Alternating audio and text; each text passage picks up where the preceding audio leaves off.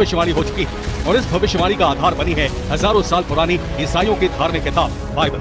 फरवरी के बाद फिर बड़ी प्रॉब्लम्स आ रही हैं, लेकिन परमेश्वर अपने लोगों का फेवर करेगा। सूखा ऐसा भारत में कभी नहीं हुआ।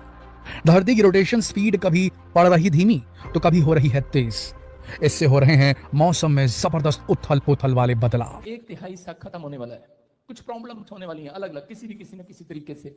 ये पवित्र आत्मा ने मुझे प्रार्थना में दिखाया था और मैं अब से नहीं बोल रहा हूँ, 3 साल से बोल रहा हूँ। ये रिपोर्ट बहुत बड़े खतरे का अलार्म बजा रही है। हिमालय क्षेत्र में कसेगा फ्लैश फ्लड का शिकंजा। रिकॉर्ड तोड़ होगा जो बहुत भयानक होगा, इसलिए आपको यहाँ पर बुलाया गया 2023 में कि आप लोग प्रार्थना करें। आपके रिश्तेदार, आपके परिवार, आपके जन जो भी यहाँ पर रहते हैं। बढ़ती जाएगी एवलांच की मुसीबत। बार बार होगा 1 अरब किलो वाला बर्फीला प्रहार। उनके साथ आती हैं कई मौसमी बीमारियां, जिनमें से एक है आई फ्लू यानी कि कंजक्टिवाइटिस। बिलासपुर में इस वक्त आई फ्लू का कहर बरपा हुआ है। आपको बता दें कि सैकड़ों मरीज कंजक्टिवाइटिस से संक्रमित हैं। 5 मैं फिर देख रहा हूँ कि वायरस फैल रहे हैं अलग अलग तरीके। उनकी छोटी सी हेल्प अगर हम करते हैं आपकी तरफ से, अगर 1 रुपए से लेके आप जो चाहे वो दे सकते हैं। क्यू कार्ड पे अपना दशवांत या अपनी गिफ्ट ही मान ले, गिफ्ट के रूप में आप इन्हें भेंट कर सकते हैं और प्रभु आपको आशीष देगा। और 23 में कि बहुत सारी गर्मी निकलने के बाद कह रहे कि वो जितने भी कीटाणु होंगे वो सब ऊपर आएंगे और तहस नहस करेंगे।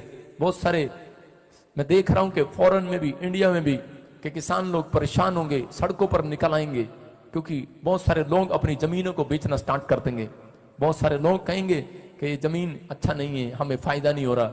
लेकिन जो लोग इस समय विश्वास कर रहे हैं इन प्रार्थनाओं पर, परमेश्वर कह रहा है कि मैं तुम्हारा फेवर करूंगा यीशु मसीह के नाम में। जो लोग पवित्र आत्मा से प्रेयर करेंगे, मैं उन लोगों के लिए बोल रहा हूं। अब पवित्र आत्मा कहता है मैं उन्हें जीरो से हीरो बनाऊंगा यीशु मसीह के नाम में। लेकिन याद रखना, कह रहा है कि 2023 में जब आप ऐसी आफत को सुनेंगे, आप कहते हैं कि ये हर बार हो जाता है, लेकिन नहीं, पवित्र आत्मा ने मुझे कहा ऐसा नहीं होगा। आत्मा कह रहा है, मैं इसी समय होली स्पिरिट से बात कर रहा हूं और पवित्र आत्मा ने मुझे कहा, कह रहा है क्यों परमेश्वर का क्रोध उतर रहा है? क्योंकि लोगों ने, कह रहा है कि लोगों ने परमेश्वर की प्रकृति के साथ छेड़छाड़ करना शुरू कर दिया है। और इसी समय कह रहे कि बहुत सारी प्रॉब्लम्स देखेंगे। आप देखेंगे आने वाले समय में कि साइंस ऐसी बात की खोज करेगी कि आपने देखा कि ट्यूब में कुछ रखने से बच्चा हो जाता है, अब ऐसा कुछ नहीं होगा। एक मशीन रखेंगे, उसमें बच्चा अपने आप हो जाएगा। ऐसे साइंस ऐसी ऐसी चीजें निकाल रही हैं, ऐसी ऐसी बातें आपके सामने आपको सुनने को मिलेंगी। अबलबा शबलबा बलबा शबलबा बलबा शबलबा बलबा शबलबा। मैं फिर देख रहा हूं कि वायरस फैल रहे हैं अलग अलग तरीके से। कुछ डॉक्टर लोग इंजेक्शन बनाएंगे, लगाने के लिए ट्रीटमेंट करेंगे, लेकिन परमेश्वर, हमारी कमियां हैं कि आज हम ईश्वर को जानते कब है? जब हमारी नीड होती है, जब हमारी आवश्यकताओं की हमें बहुत ज़्यादा ज़रूरत होती है, तो हम परमेश्वर के वचन के पास जाते हैं, उसकी आराधना करते हैं, उसकी स्तुति करते हैं। और जब वचन हमें अपने पास लेके आता है तो हम उसे नहीं देख पाते। इसी तरह वचन देखो, आप कहीं संकेत आपको इस तरह के मिलेंगे, कहीं तूफान आ रहा है, कहीं बाढ़ आ रही है, कहीं जलजला आ रहा है, कहीं भूकंप आ रहे हैं। आप इस चीज़ को अनदेखा ना करें, आप इस चीज़ को अनदेखा ना करें। ये एक ऐसा विषय है जो हमें अवेयरनेस की तरफ लेके आता है, वो हमारे परिवार के लिए, क्योंकि प्रभु ने अपने इकलौते पुत्र से प्रेम किया। उसी प्रकार हम भी हमारे पुत्र और पुत्री और हमारे माँ बाप से प्रेम करते हैं। क्यों करते हैं? क्योंकि वो रीति उसने सिखाई है और हम उसके लिए कुछ भी करने को तैयार हो जाते हैं। उसी प्रकार परमेश्वर भी अपने एक पुत्र के वादे के लिए सब कुछ कर सकता है। आप जान के अनजान ना बने, आप अनदेखा करते हैं मेरे भाई बहनों। कोई आपसे मांगता है तो आप नहीं देते हो, कोई आपको पुकारता है तो आप नहीं जाते हो। आप क्यों ऐसा जीवन जी रहे हो? जबकि परमेश्वर के सिग्नल यही है कि जो परेशानियाँ आती है उसके पीछे परमेश्वर खड़े होते हैं।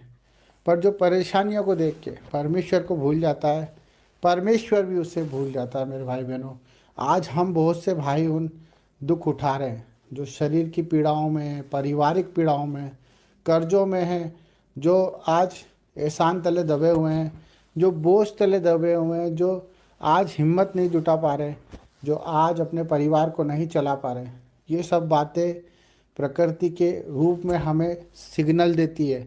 जो परमेश्वर के वचन के द्वारा हमें, जिस तरह से एक पुलिस वाला आराधना करता है, जिस तरह से एक पार्लियामेंट के अंदर चीख चीख कर एक संविधान के लेकर, एक संविधान को लेकर, एक न्याय को लेकर परमेश्वर की जीविता का प्रमाण देता है, और इसी तरह परमेश्वर की प्रकृति भी उस चीज़ का प्रमाण देती है। जब नदी नाले सूख जाते हैं, जब आकाश काला हो जाता है और चंद्र ग्रहण होता है और सूर्य उदय होता है और पंछी आकाश में इधर से उधर होते हैं, जिन पे कोई बंधन नहीं है, जिन पे कोई बंधन नहीं है, वो कोई देश को नहीं जानते, वो कोई जात नहीं जानते, कोई समाज नहीं जानते, वो सिर्फ परमेश्वर की हमें सिग्नल देते हैं, वो परमेश्वर की क्रियाओं को हमें समझाते हैं। पर हम भूल जाते हैं कि हम इस सृष्टि में ईश्वर के भरोसे आए हैं। हम परमेश्वर के रूप में, उसकी समानता के तरह हम इस सृष्टि में आए हैं। हम जिस दिन अपनी फ़िक्र करना छोड़ देंगे, जिस दिन हम दूसरों की फ़िक्र करना शुरू कर देंगे, उस दिन आपको परमेश्वर की हर एक बात सुनाई भी देगी और दिखाई भी देगी। हमें अपने दर्दों को, अपने दुखों को आज अपने जीवन से निकाल के फेंकना है। हमें उनका महत्व ख़त्म करना है। जो हमें लगता है कि हमारे बिना नहीं हो सकता, वो चीज़ों को हमें छोड़ना है मेरे भाई बहनों। हमें हर एक जिम्मेदारी को प्रभु को सौंपना है। हमें हर एक बात को प्रभु के हाथों में सौंपना है, चाहे वो कितनी भी बड़ी बीमारी क्यों ना हो, हमें परमेश्वर के हाथ में ही सौंपना है। चाहे वो कितना ही बड़ा संघर्ष क्यों ना हो, क्योंकि जब आयुब को आप देखते हो बाइबल में कि वो परमेश्वर को कहता था कि अगर परमेश्वर चाहे तो मुझे मार भी दे तो मैं उस पर भरोसा करना नहीं छोड़ूंगा। हमारा भरोसा परमेश्वर पर होना चाहिए, क्योंकि न्याय का दिन निकट है। आपके न्याय का दिन निकट है, क्योंकि आपने जो करा है उसे आपको प्रभु के सामने रखना पड़ेगा। इसलिए मन फिराओ, पश्चाताप करो, प्रभु के करीब आओ, दुआएं करो, प्रार्थना करो। इसी से बचोगे, हर एक परेशानी से, हर एक तकलीफ से, कर्जों से, बीमारियों से। जब आप मन फिराओगे और अपनी गंदी आत्मा को छोड़कर परमेश्वर की पवित्र आत्मा को स्वीकार कर लोगे, यही सच्चा परमेश्वर हमसे चाहता है कि आप आपकी फ़िक्र छोड़ दें और परमेश्वर की प्रार्थना दुआ में लग जाएं।